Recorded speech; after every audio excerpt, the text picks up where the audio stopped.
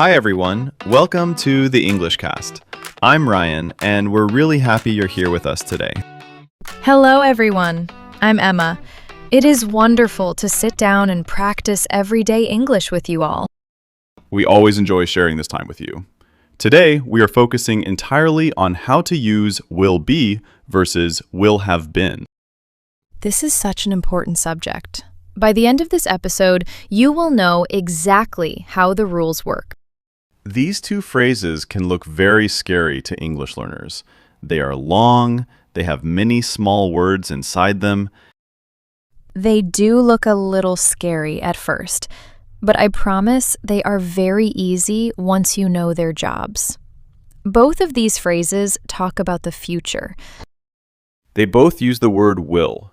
That tells us we are talking about tomorrow, next week, or next year. Exactly, but they give the listener a completely different picture. The feeling is very different.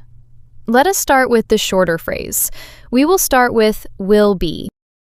I think that is a great place to start. What is the simple rule for will be? We use will be when we want to talk about being in the middle of an action. It means the action is happening at a specific time in the future. So the action started before that time, and the action will finish after that time. You are right in the middle of doing it. You said that perfectly. You are right in the middle of it. Let us look at a simple, everyday example. Think about your morning schedule. My morning schedule is very busy. I wake up early, I drink coffee, then I drive my car to the office. Let us talk about the drive. You start driving your car at 7 o'clock. You arrive at the office at 8 o'clock. That is right. The drive takes 1 full hour. Now, I want to call you on the phone at 7:30. What are you doing at that exact moment? At 7:30, I am in my car. My hands are on the steering wheel. I am in the middle of my drive. Exactly. So, to talk about tomorrow, you say, tomorrow at 7:30, I will be driving. I understand now. I use will be because I am in the middle of the action at that exact time. Yes, you add the letters ing to the end of your action word. I will be driving. I will be eating. I will be sleeping. That is very simple. I will be sleeping at midnight tonight. I am in the middle of my sleep. That is a perfect sentence. Will be paints a simple picture. You are busy doing something at a future time. But what about the longer phrase? What about will have been? This one sounds much more complicated. It sounds complicated, but it is just a fun tool. I like to think of this phrase as a time machine. A time machine? That sounds very interesting. How does this time machine work? You use the time machine to jump forward into the future. You stand in the future and you turn around to look back at the past. Oh, I see. I jump to tomorrow and I look backward. Exactly. And when you look backward, you want to measure something. You want to measure how much time has passed. So I am using a measuring tape. I am measuring time instead of measuring a piece of wood. That is a beautiful way to explain it. You are using a measuring tape for time. Let us use your morning drive again as an example. Okay, I start driving at 7 o'clock. I finish driving at 8 o'clock. Let us use the time machine. We will jump to 8 o'clock tomorrow morning. You just arrived at the office. I am standing in the parking lot. I am turning around to look back at my drive. Now, you use your measuring tape. How much time did you spend in the car? I started at 7. It is now 8. So I spent 1 hour in the car. Exactly. So you say, at 8 o'clock, I will have been driving for 1 hour. Wow, that makes so much sense. I use will have been because I am measuring the time of the action. You are measuring the total time up to that point in the future. It is a very helpful tool to show how long something takes. So will be is for being in the middle of an action. Will have been is for measuring how long the action happened. You got it. And there is a magic word that helps you remember this rule. The magic word is for. You mean the word for, spelled F-O-R. Yes. Because we are measuring time, we almost always use the word for. We say for 1 hour, for 3 days, for 10 years. That is a fantastic clue. If I want to say for 2 hours, I should probably use the long phrase will have been. That is a very smart trick. Let us look at some real-life examples. We can put them side by side to hear the difference. Let us talk about living in a city. Okay, think about a woman named Lucy. Lucy moved to London in the year 2020. She still lives there today. Next year is a point in the future. If we just want to say she is in the middle of living there, what do we say? We use the short phrase. We say, next year, Lucy will be living in London. Perfect. That just means she is there. It is a simple fact about the future. Now, let us use the measuring tape. We jump to next year. We look back to the year 2020. That is a total of a few years. Let us pretend next year is 2025. From 2020 to 2025 is exactly 5 years. Now make the sentence. Next year, Lucy will have been living in London for 5 years. That is absolutely correct. You used the time machine, you measured 5 years, and you used the magic word for. It feels very natural when you explain it like a measuring tape. Let us do another example about working at a job. Think about a man named David. David starts his shift at the supermarket at noon. He finishes at 5 o'clock. Let us look at 3 o'clock in the afternoon. At 3 o'clock, David is busy. He is helping customers. He is right in the middle of his shift. So, what sentence do we use for 3 o'clock? At 3 o'clock, David will be working. Excellent. You used will be because he is in the middle of the action. Now, let us jump to 5 o'clock. 5 o'clock is the end of his shift. We use the time machine. We look back at noon. How many hours did he work from noon to 5 o'clock? He worked for 5 hours. So the sentence is, at 5 o'clock, David will have been working for 5 hours.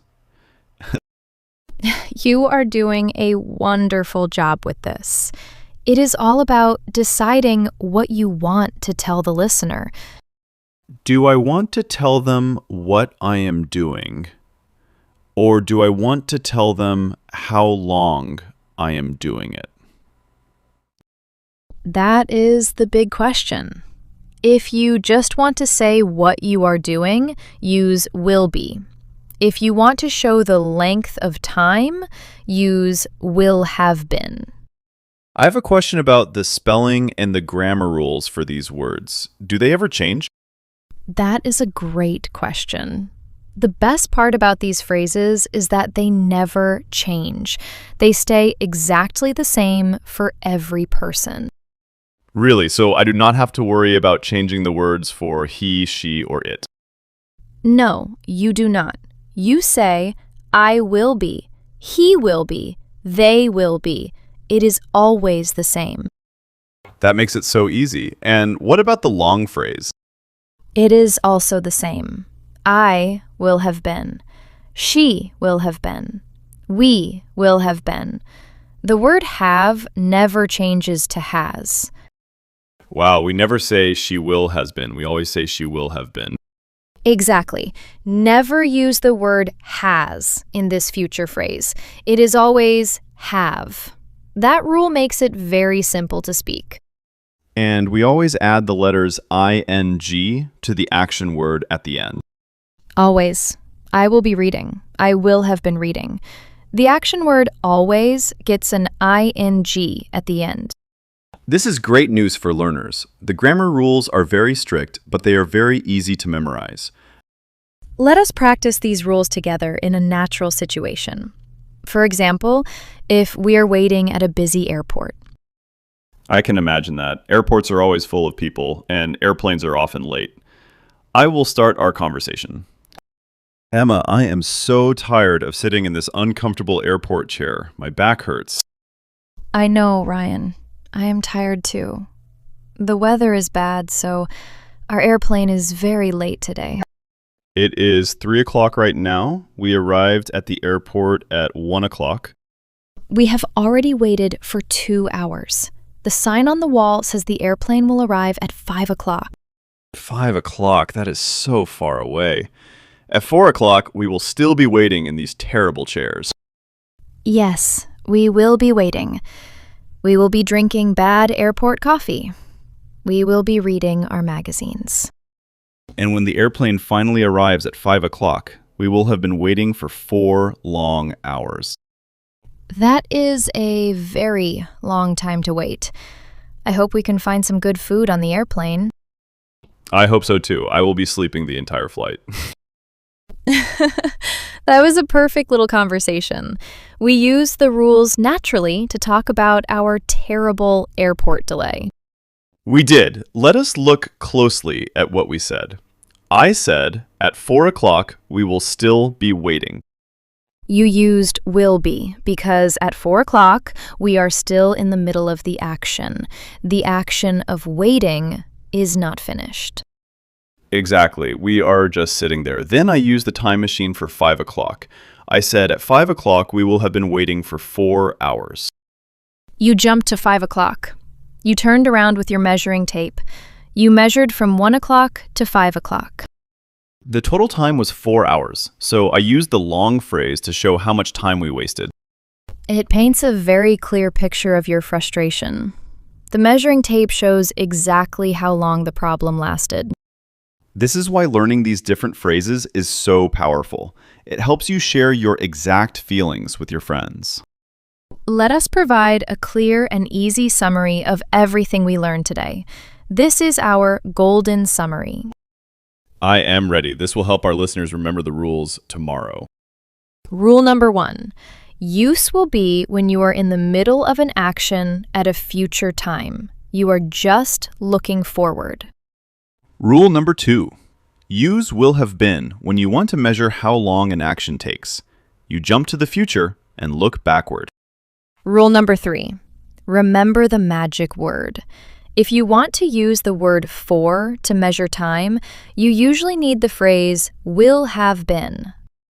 And rule number 4. The grammar never changes. It is, always, will have been. Never use the word has. Always put an ing on your action verb.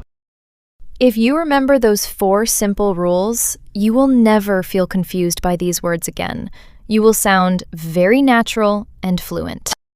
Taking small steps like this is the best way to improve your English. You do not need to memorize big books. You just need clear pictures. The time machine and the measuring tape are great pictures to keep in your mind. Practice them in your head when you are planning your day. That wraps up our deep dive into how to use will be versus will have been. Thank you so much for learning with us today. We are so proud of the progress you are making. Be sure to subscribe so you never miss a lesson. Keep up the great work, and we will talk to you next time.